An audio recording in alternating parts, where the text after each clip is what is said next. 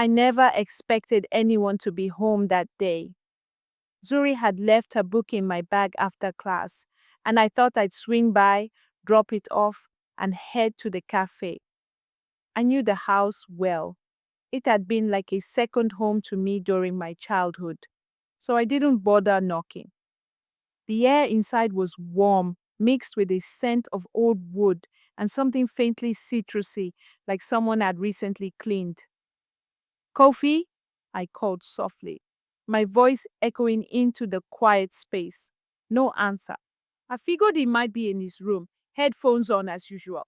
I took the stairs, second door on the left, his room, or so I thought.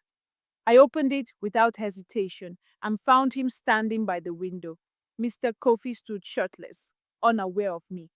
His back was to the door, spine straight, skin glowing pale under the golden afternoon light.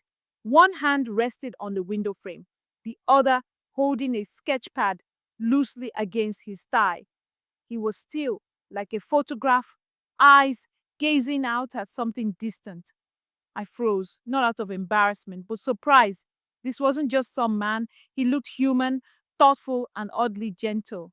He turned slightly, not startled, just calmly realizing he wasn't alone. His eyes met mine, a slow blink, then a small lift of his brow. No shouting, no awkward panic, just a quiet, surprised peace. He set the sketchpad on the windowsill and reached for a shirt hanging over a chair. I'm so sorry. I thought this was Zuri's room, I blurted, holding the book in my hands. I didn't mean. He gave a short laugh, not mocking, just amused. It used to be. She moved rooms. It's okay, Amina. I hadn't realized he remembered my name. I stood there, unsure whether to leave or say more. He slipped on his shirt and stepped closer, now bathed fully in light. There was something different about him, like the world had dulled everyone else.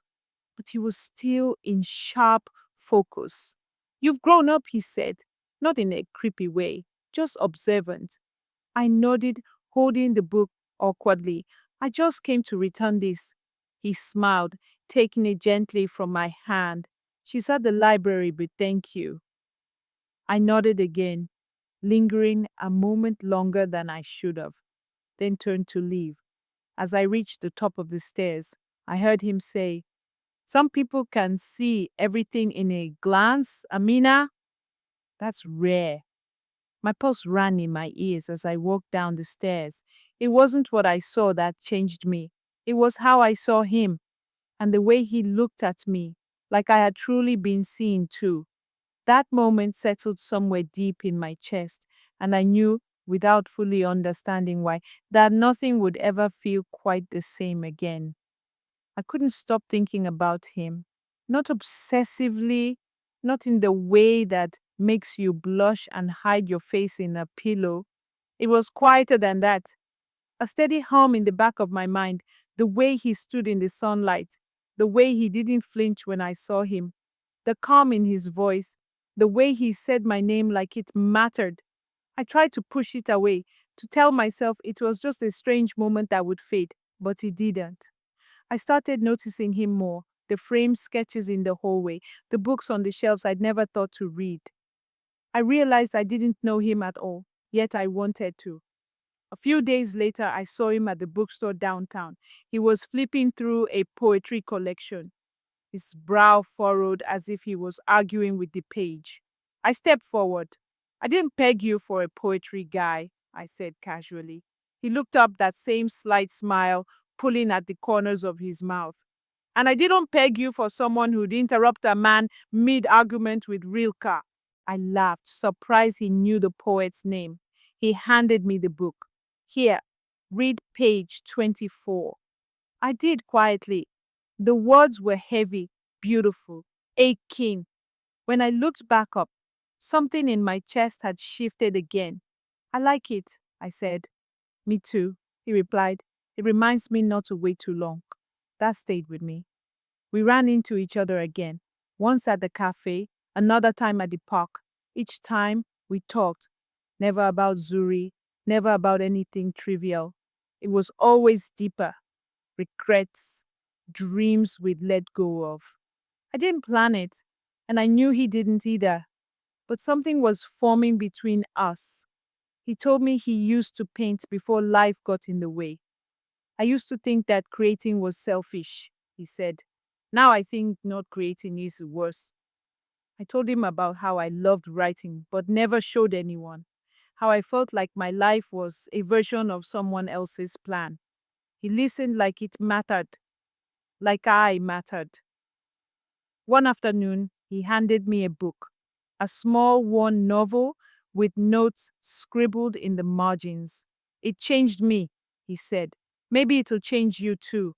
I took it home and read it in one night. His notes were more intimate than anything he'd said aloud. Questions about love, fear, aging. I felt like I was seeing a map of his heart. It wasn't about age. It wasn't about attraction in the obvious way. It was connection. Two people quietly orbiting the same longing to be seen, to be known.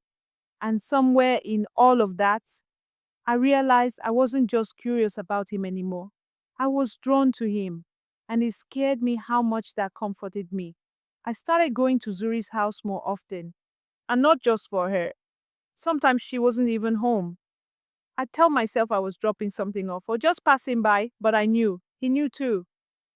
The conversations between us grew longer, layered with things we didn't say out loud, but both understood. There was a rhythm now, a quiet pull. He'd make coffee, and we'd sit at the small table in the sunroom, talking about nothing and everything. I watched how he moved, how he listened, how his eyes lit up when he spoke about arts or old films or memories that still mattered to him. He never crossed any line, never even hinted. Maybe that's what made it worse or better. I wasn't sure anymore. The feelings weren't innocent, but they weren't wrong either. It was too real for that. Still, I caught myself wondering what this meant, what I was becoming. Was I imagining it all, projecting something onto him because I needed to feel seen? Or was this actually happening? Two people drawn together in a way that defied simple explanation. One evening, it shifted again. I asked about a painting hanging in the hallway. Soft watercolors, faded with age. He hesitated, then said, "That was my last piece. I haven't painted since." I asked why. "My marriage ended," he said, "not with yelling or betrayal, just silence. Two people drifting so far apart. We forgot what each other looked like." I felt my chest tighten. He wasn't telling me a story. He was giving me a piece of himself. "You still see people?" I asked softly. "I think you've always seen too much," he said. He led me to the garage, which he turned into a small studio. Dusty canvases lined the walls. In the corner sat a table covered in paper. He opened a drawer and pulled out a sketch pad, flipping through until he landed on a page. It was me. Not obvious, not a replica, but it was me. The curve of my shoulder, the tilt of my head, the same expression I didn't know I wore when I was lost in thought. He didn't say anything, just let me look. I didn't feel violated. I felt understood, like he'd captured something even I didn't fully know about myself. "You inspire me," he said, almost apologetically. "I didn't mean to draw you. I just couldn't not." I didn't know what to say, but I didn't step back. I didn't leave. "This isn't simple," I whispered. "No," he agreed. "But neither is being alive." There was no need for more, no confession, no promises, just the knowledge that something real existed between us, unspoken but powerful. And for the first time, I stopped feeling guilty about it because sometimes connection finds you before you understand it, and all you can do is feel it.